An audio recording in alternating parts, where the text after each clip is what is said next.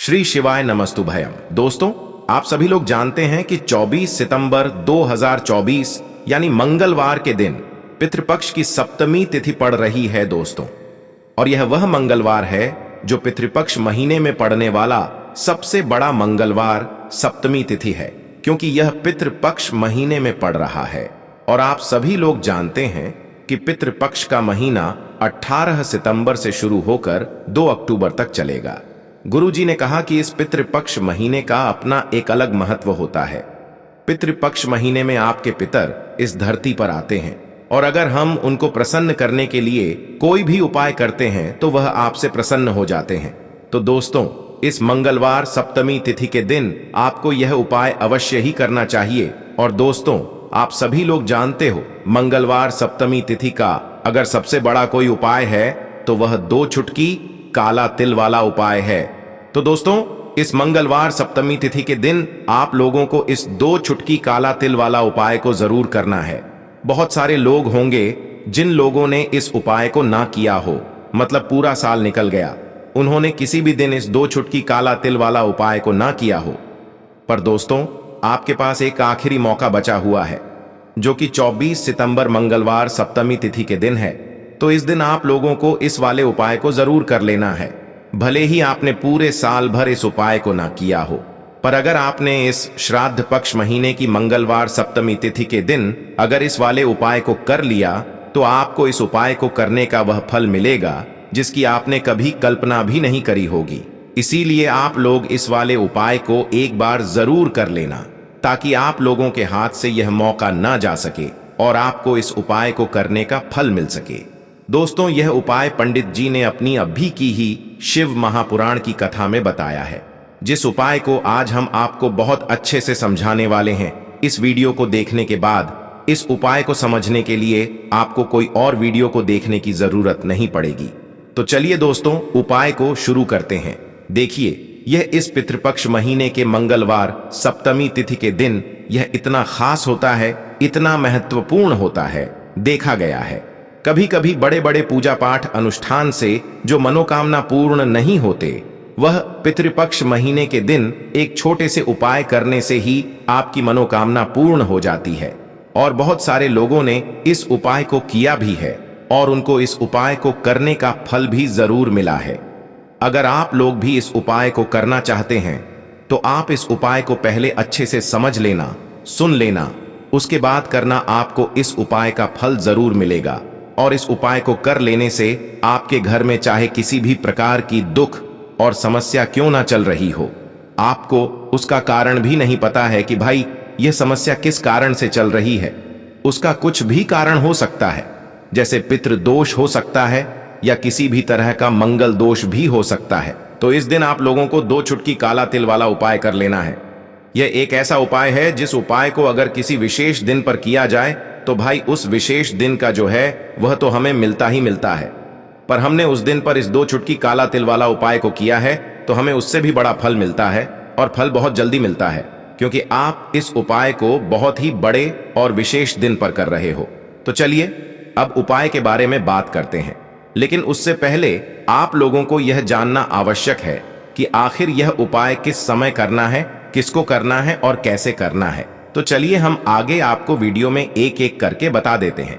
लेकिन उससे पहले अगर आप लोग हमारे चैनल पर नए हैं तो हमारे चैनल को सब्सक्राइब कर लेना, और इस वीडियो को लाइक करके कमेंट बॉक्स में श्री शिवाय नमस्तुभ्यम ओम नम शिवाय जरूर टाइप कर देना। तो दोस्तों, इस 2 चुटकी काला तिल वाला उपाय को हमें इस मंगलवार सप्तमी तिथि के दिन कैसे करना है, किसको करना है, किस समय करना है और कहां पर करना है, ये सारे सवालों के जवाब आपको इस वीडियो में मिल जाएंगे। और जो यह वीडियो देखेगा भाई, उसको 2 चुटकी काला तिल वाला उपाय जरूर करना चाहिए, क्योंकि इस दिन काला तिल का भी बहुत ही बड़ा और विशेष महत्व होता है।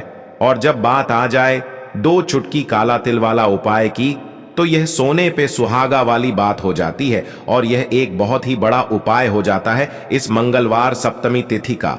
तो अब दोस्तों, इस 2 चुटकी काला तिल वाला उपाय को आखिर करना किसको है, सबसे पहले हम लोग वह बात जान लेते हैं। तो देखो, घर की जो बड़ी माताएं बहनें होती हैं, उन माताओं बहनों में से कोई भी एक बड़ी माता बहन इस वाले उपाय को कर सकती है।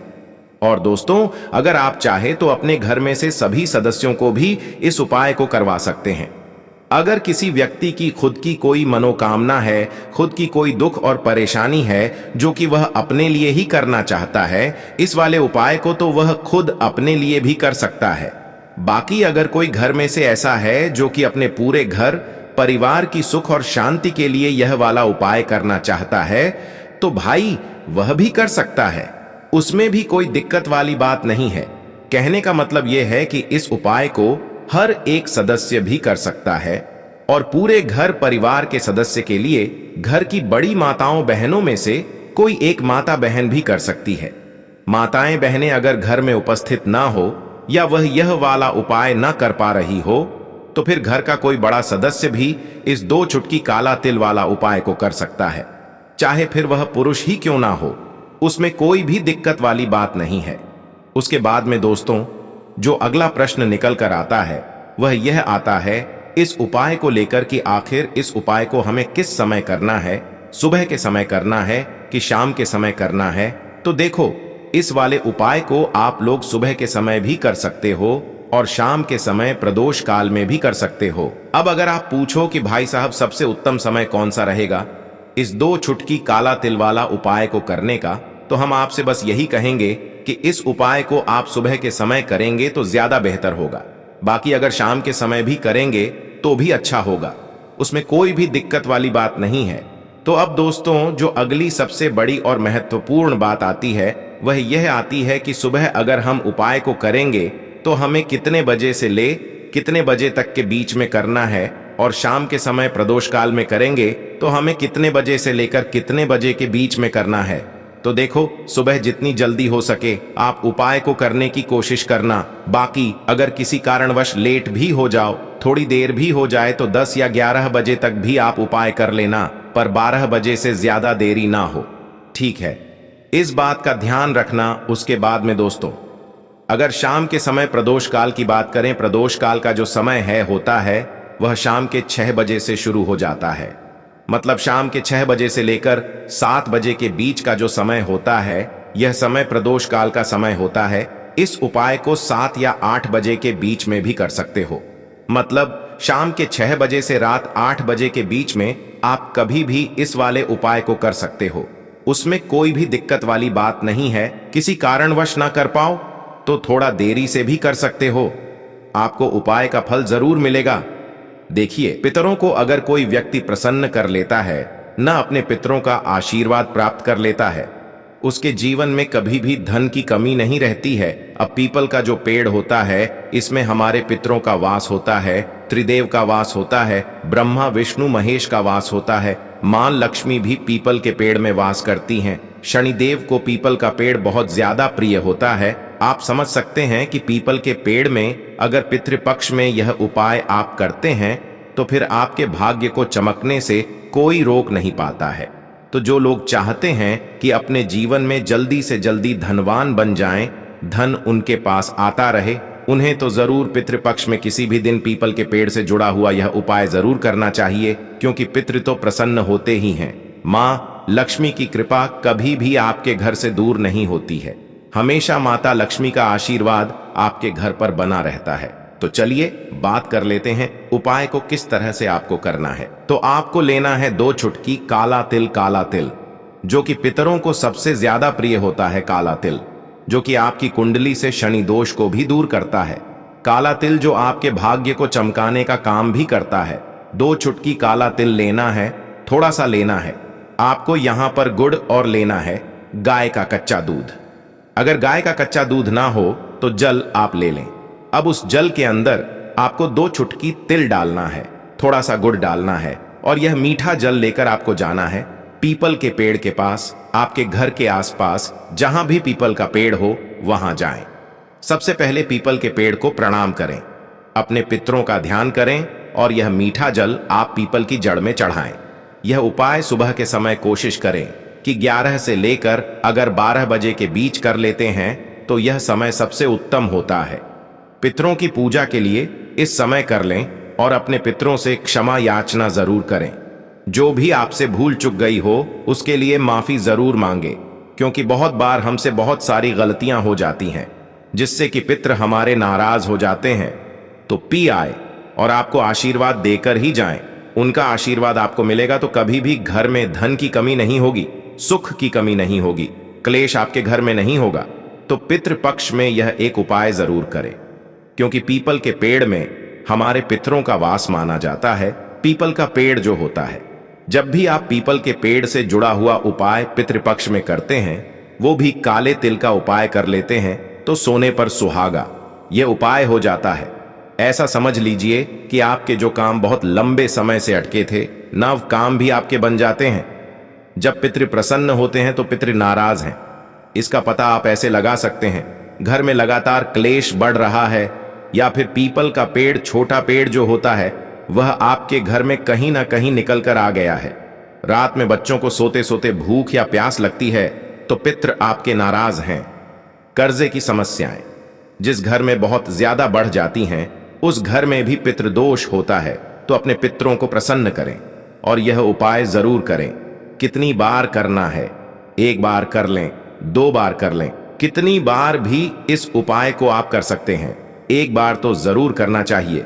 अगर आप ज्यादा बार नहीं कर पा रहे हैं, चलिए अब बात कर लेते हैं अपने दूसरे उपाय की, जो कि पितरों को प्रसन्न करने के लिए ही है, जो कि तिल से ही जुड़ा हुआ है। यह उपाय करने से ऐसा समझ लीजिए कि आपके पितृ भी प्रसन्न होते हैं। कोई घर में वास्तु दोष नहीं रुकता है और कभी भी आपके घर में बीमारियां प्रवेश नहीं करती हैं। आपको एक मीठी रोटी बनानी है।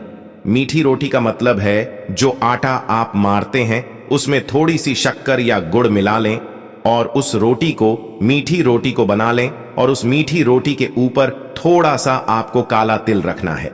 अब यह रोटी आपको पितृपक्ष मंगलवार सप्तमी तिथि में किसी भी गाय को खिला देनी है। अगर काली गाय मिल जाती है तो सोने पे सुहागा, क्योंकि काली गाय बहुत सारे लोग कहेंगे कि मिलती है या नहीं मिलती है। फिर क्या करेंगे? अगर काली गाय नहीं मिलती है तो सफेद गाय को खिला दें। सफेद भी नहीं मिलती है तो किसी भी गाय को खिला देना।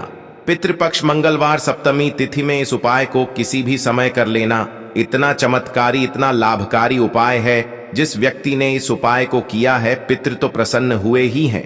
धन की कमी कभी उसके घर में नहीं आती है, क्योंकि जो हमारी गौ माता होती हैं, इनमें 33 कोटि देवी देवताओं का वास होता है। हमारे पितरों का वास भी माना जाता है। बैतरणी से पार करने वाली हमारी गौ माता ही है। इसीलिए पितृपक्ष में गौ माता की सेवा का बहुत ही ज्यादा लाभ व्यक्ति को मिलता है। तो आप ज्यादा कुछ नहीं कर सकते हैं, तो एक मीठी रोटी या एक साधारण रोटी भी बनाकर उस पर गुड़ और थोड़ा सा तिल रखकर आप गौ माता को जरूर खिलाएं। और गौ माता को जब खिलाएं तब आप अपनी मनोकामना भी उनसे कह सकते हैं। जो भी आपको अपने जीवन में चाहिए करके देखिए पितृपक्ष में ये उपाय, और फिर इसका चमत्कार आप खुद देखेंगे। खुद आपको पता चलेगा कि पितृपक्ष में गौ माता की सेवा करने से, उनको गुड़ रोटी और तिल रखकर खिलाने से जीवन में कितना चमत्कार होता है। ऐसा समझ लीजिए, पितृ प्रसन्न तो होते ही हैं। इतना आशीर्वाद आपको उनसे मिलता है कि कभी भी पितृदोष घर में नहीं रुकता। तो पितृपक्ष में किए जाने वाला यह ऐसा उपाय है जो सबसे सरल भी है और सबसे चमत्कारी भी है। तो यह उपाय जरूर करें। सच्ची श्रद्धा से पितरों से क्षमा याचना आपको हमेशा करनी है, क्योंकि देखिए हमसे बहुत बार ऐसी गलतियां हो जाती हैं कि पितृ नाराज हो जाते हैं। जाने अनजाने में ऐसी गलतियां हो जाती हैं, और जब आप अपने पितरों से क्षमा याचना करते हैं तो वह आपको क्षमा बहुत जल्दी करते हैं और साथ ही साथ आशीर्वाद आपको देते हैं। अब बात कर लेते हैं अपने तीसरे उपाय की। इस उपाय को करने से पितृ भी प्रसन्न होते हैं, शनिदेव की कृपा भी मिलती है, और ऐसा समझ लीजिए कि आपके धन में वृद्धि होती चली जाती है। मतलब धन, पैसा, रुपया बढ़ता चला जाता है। ज्यादातर लोग कहते हैं कि पैसा तो आता है घर में लेकिन बढ़ता नहीं, फिर ऊल खर्ची बहुत होती है, धन की बर्बादी बहुत हो रही है, हाथ में पैसा नहीं रुक रहा, तिजोरी में नहीं रुक रहा है, ना व्यापार नहीं चल रहा, अच्छे से काम मिल नहीं रहा। तो जिन लोगों की ये समस्याएं हैं उन्हें पितृपक्ष में यह उपाय जरूर करना चाहिए। देखिए, जब भी आप महादेव की शिवलिंग से जुड़ा हुआ कोई भी उपाय करते हैं न तुरंत के तुरंत आपके पितृ प्रसन्न हो जाते हैं। तो आपको क्या करना है कि अपने घर का एक लोटा जल लेना है, उसमें 2 चुटकी काला तिल डालना है, थोड़ा सा गुड़ डालना है और यह जल आपको महादेव की शिवलिंग पर चढ़ाना है। यहां पर आप महादेव की शिवलिंग पर जब जल चढ़ाएंगे तब आपको अपने पितरों से क्षमा याचना करनी है। उनसे कहना है कि हमारे घर में जितनी भी धन संपदा की कमी है, धन से जुड़ी समस्या है, हमारे कष्टों को आप दूर करना तो देखिए। जब भी आप अपने घर का जल महादेव की शिवलिंग पर चढ़ाते हैं, वह सीधे सीधे आपके पितरों के पास जाता है। तो यह उपाय ऐसा समझ लीजिए कि सबसे बड़ा उपाय है। अगर पितरों को तुरंत प्रसन्न करना है, तुरंत तुरंत जीवन में सुख चाहिए, घर से क्लेश तुरंत के तुरंत दूर करना चाहते हैं, तो पितृपक्ष में कभी भी यह उपाय कर लेना। इतना चमत्कार इस उपाय का है कि जैसे ही करेंगे 2 से 3 दिन के अंदर आपको अपने जीवन में खुद इसका चमत्कार, इसका बदलाव दिख जाएगा। बहुत ही उत्तम उपाय है। तो दोस्तों, ये थे पूज्य गुरुजी द्वारा बताए गए कुछ बहुत ही खास उपाय। अगर आपको जानकारी अच्छी लगी हो तो वीडियो लाइक करिएगा। मिलते हैं फिर एक नए वीडियो के साथ। श्री शिवाय भयम।